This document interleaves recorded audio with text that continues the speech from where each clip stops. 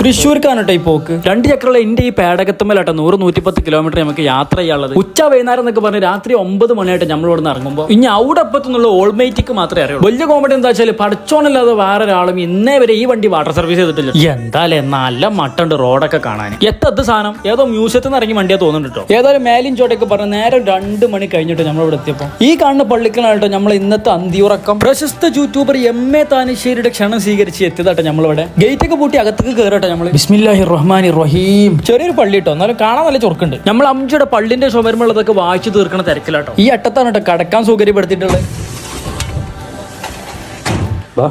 ആ മൂത്തുള്ള സൈക്കിളുമെന്ന് വീണ ചെറിയ പേടിച്ച് പണ്ടാറടങ്ങിയതാട്ടോ. എലിയോ പൂച്ച എന്തോ ഒച്ച ഉണ്ടാക്കണ കേട്ടിട്ട് ഇവിടെ ജിന്നുകൾ ഉണ്ടാറ് നിക്കാട്ട ആള്.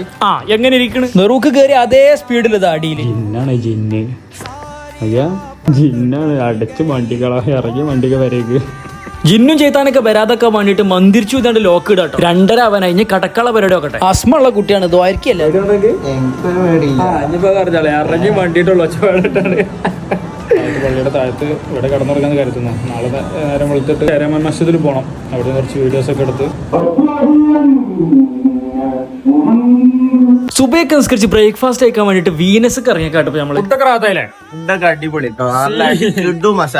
മാരൊക്കെ ഫുഡ് ഇരിഞ്ഞാലക്കൂടെ വരുമ്പോ ഇവിടെ കയറാതെ പോകരുത്. അങ്ങനെ ഫൈനലി നമ്മൾ ചേരമാൻ മസ്ജിദിൽ എത്തിയിരിക്കുകയാണ്. ഒന്നും പറയല്ല, കിഡിലം പള്ളി. നമ്മൾ പള്ളിന്റെ അടി മുകളും ഒക്കെ ചുറ്റി നടന്ന് കണ്ടുട്ടോ. അതിന്റെ ഇടയിൽ കൂടെ ഒരാളെ ജിന്നിന് തപ്പുണ്ട് കേട്ടോ. അവിടെ നമ്മളെ ക്ഷണിച്ച താനിശ്ശേരി അവരുകളാണ് നിങ്ങളീ കാണുന്നത്. ഒക്കെ കഴിഞ്ഞ് ഇഫിൽ കോമ്പറ്റീഷനിലാണ് നമ്മളിപ്പോ എത്തി നിൽക്കുന്നത്. ഹാഫിലായ ഒരു ബോംബെക്കാരൻ ബായിനോട് അമിച്ച് മുട്ടിയോണ്ടിരിക്കണം. അവസാനം ബായിന്റെ മുമ്പിൽ മുട്ട് മടക്കേണ്ടി വന്നിട്ടോ. അവിടെ തന്നെ കുറച്ചു ചുറ്റിപ്പറ്റി നിന്ന് നമ്മൾ അടുത്ത സ്ഥലത്തേക്ക് നീങ്ങാൻ കേട്ടോ. അപ്പൊ അത്രേ ഉള്ളൂ.